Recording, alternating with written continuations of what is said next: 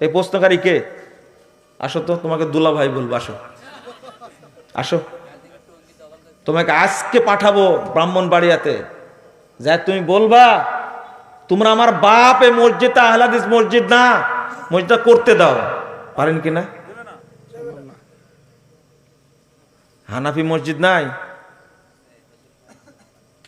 তুমি যদি চরমুনাই বলে পরিচয় দিতে পারো, তুমি যদি জামাত ইসলাম বলে পরিচয় দিতে পারো, তুমি মাছ ভান্ডারে বলে পরিচয় দিতে পারো, আমি আহলে হাদিস বলে পরিচয় দিতে পারবো না?